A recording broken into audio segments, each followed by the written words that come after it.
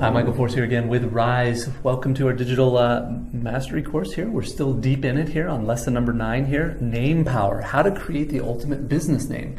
If maybe you have a hard time with coming up with a domain name, or maybe you have a hard time coming up with how to name your business, all of that kind of stuff. I'm going to break down exactly how to do that so you're really, really clear on the power of naming, not just your company name, but also your product names, maybe your content names, your webinars, any kind of naming that you would need to. Think about Digital Altitude. I came up with Digital Altitude and all the branding behind it with all the products, Aspire, to Base, to Rise.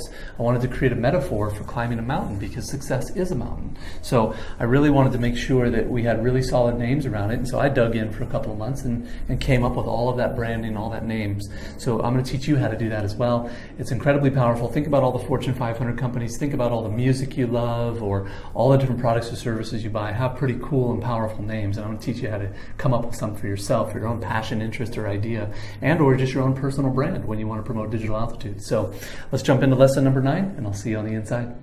Michael Force here again. Welcome to lesson number 9 of the Rise Digital Marketing Mastery course here. We are going to talk about the power of a name, how to create the ultimate business and or product or service name. So let's jump into it here. Naming is really the ultimate leverage. There's absolutely no way you can get so much instant value as by choosing a great name for your business, product, or service. It's impossible to find any way else you can get so much bang for your buck. So what do I mean by this? I mean that all of the work that we're doing is to discover how human beings think, right? How their emotional systems work, how to get inside of their minds and their spirits, how to find their specific hot buttons and all the other things that trigger them and drive them to decide and act in your favor. We do all this in order to understand everything about our customer avatar. And we try to learn the phrases and words they use and even the tones of their voice.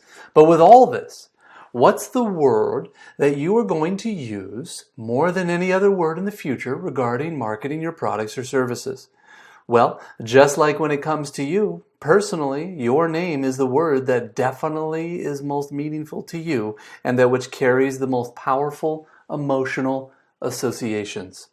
Therefore, the name of your product can carry the most power and get you the most bang for your buck because it's the thing that's going to stand for all the rest. It's the name that will represent everything your business, product, or service stands for. Seems like a pretty hefty responsibility for one word or phrase.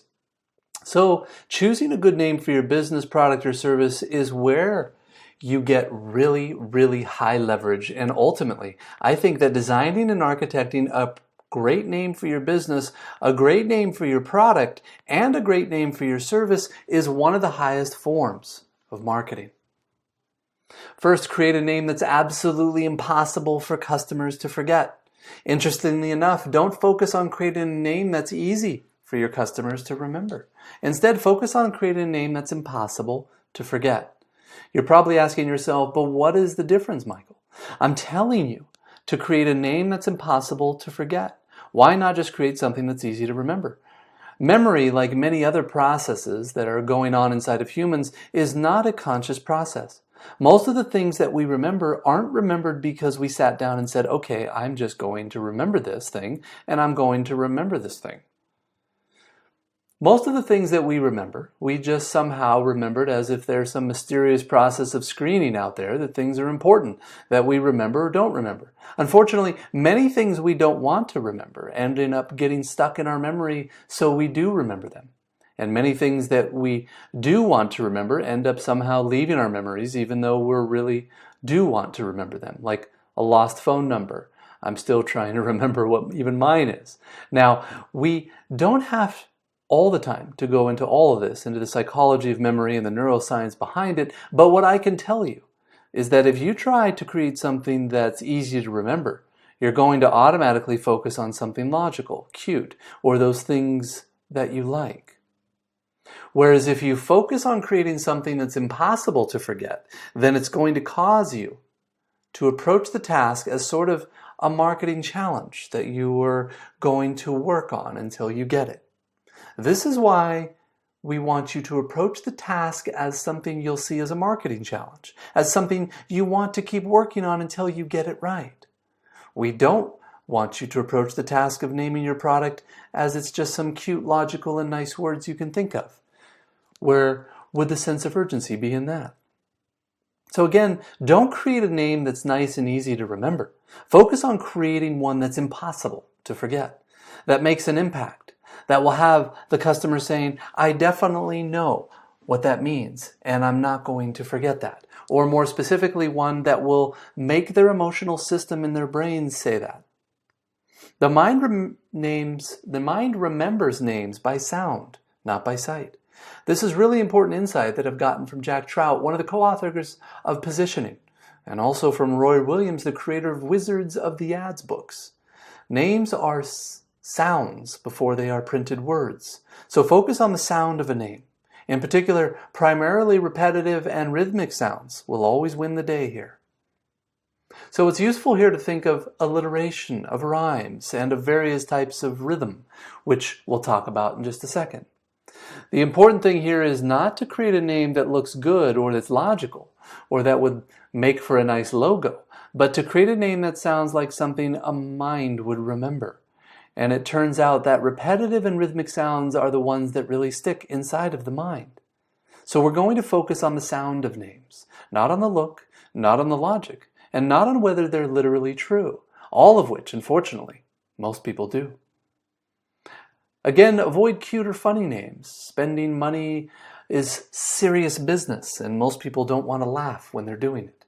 If you look at the top companies in the world, the ones that make a lot of money, those that dominate their markets, they rarely have cute or funny names, and they rarely use wordplay for comedy in the naming of their businesses, products, or services.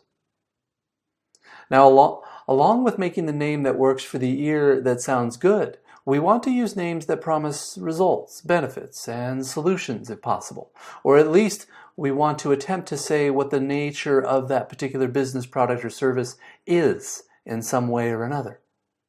And if we're not going to outright say that the nature of the business or product or service is, we at least want some kind of association so that the mind can connect what the name is and what it is that you're selling.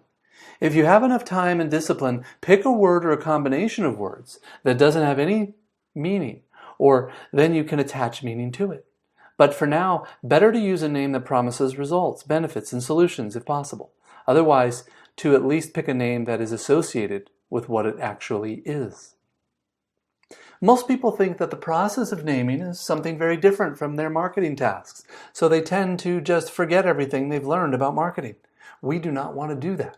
In order to create a name that promises a specific benefit, you must go back to what fears and frustrations your customers have, to what wants and aspirations they desire. Go back to what your customers are actually saying, and choose words from those lists to consider for a name, and specifically, try to choose words that promise a benefit, solution, or result. Okay, so back to some of the concepts around sound. Rhythm makes names much stickier in the mind. We humans have a system called a phonological loop that acts as a sort of auditory buffer, a sort of a filter that decides whether to keep certain things in or to throw them out. Imagine hearing a sound that goes into your mind and it bounces around in your brain for a while. Then your mind asks itself, is this something that I can record or is this something I should throw out? The process is called phonological loop. That's what does this. This entire process takes about 5 seconds or so from what I understand. If something keeps bouncing around inside of the phonological loop, it's much more likely to get committed to long-term chemical memory. If it doesn't bounce around, it literally goes in one ear and out the other. And we'll move on to the next sound. So, as you've probably concluded, the longer we can keep things bouncing around in the loop, the more committed our minds are to keeping it in our long-term memories. Therefore, if we can use repetitive and rhythmic sounds to keep names bouncing around longer in there, we are more likely to be committed to them to long-term memory. We'll talk about some examples in a minute. So make sure you use and include some kind of alliteration, rhythm, or when you're creating a name. Think about songs, think about movies, think about that kind of stuff. A lot of money, time, effort, and energy goes into creating those. Use and include alliteration, which is the same sound at the beginning of two words. Use rhythm, which is the same sound at the end of two or more words. And use rhythm, which has a kind of repetitive meter to it and powerful associations or connections to what the name is in the first place. So let's go ahead and hear a few of your favorite examples so we can analyze them to see how they, look for repetitive sounds. One of the most valuable brand names in the world is Coca-Cola. Do you notice the alliteration? The two similar sounds at the beginning of each of the two words? Coca-Cola. And there's even a C in the middle of the first word, coca. Do you notice the rhythm at the end of the same ending of each of the two words? Ka and la, ko and ka, ko and la. Also, Coca-Cola does what it is now, basically, it's a cola. And it also says what it used to have when it was first established, coca. Cola, or basically drugged cola, when I guessed that they knew their marketing back then, even under the influence. Anyways, if you ask me, it's no surprise that Coca-Cola is the dominant cola, and that it has been dominant forever, and that it probably will be forever. It simply has the better name. You literally can never forget it, even if you tried. It's as sticky as a bad ex-girlfriend. Another one that I like is 3-day blinds. Now, this one here, okay, the sound of this one isn't quite perfect, doesn't have the exact duration, but when this name has going for it is the promises, a clear and specific benefit which makes it sound so powerful. 3-day blinds. It has a nice rhythm to it as well, 3-day blinds.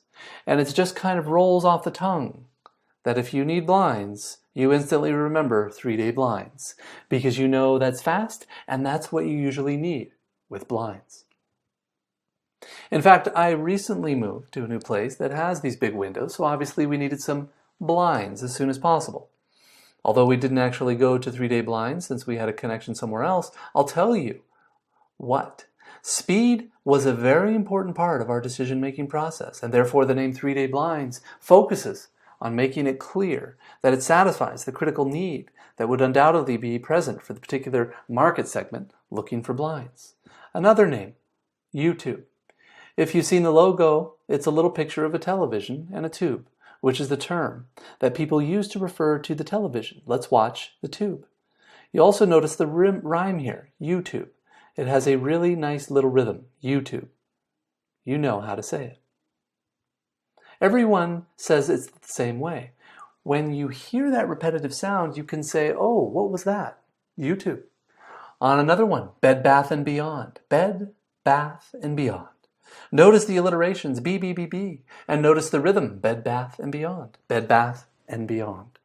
And there are many other examples of names out there that use repetitive sounds and that promise benefits, associations, and results. So start looking out for good names when you see or hear them and try to understand why they may be good names or bad names in many cases.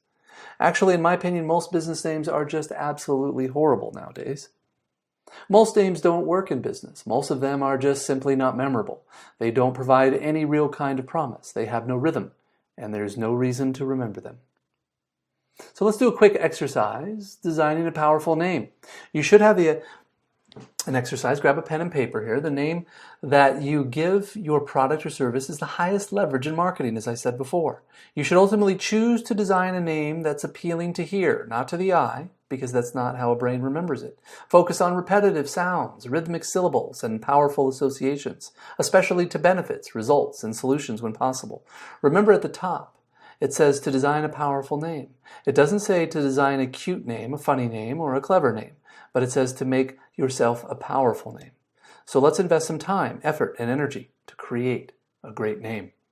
So the first question, what are the words that most specifically and powerfully describe the result, benefit, or solution you provide to your customer? What do they get at the end of the day? Next, ask yourself this question. Can you combine words in a way that create a repetitive sound, either through alliteration or rhyme? And then finally, can you combine words in a way that has rhythm, that can keep the name bouncing around in the mind for those extra few vital seconds required to commit the name to long-term memory?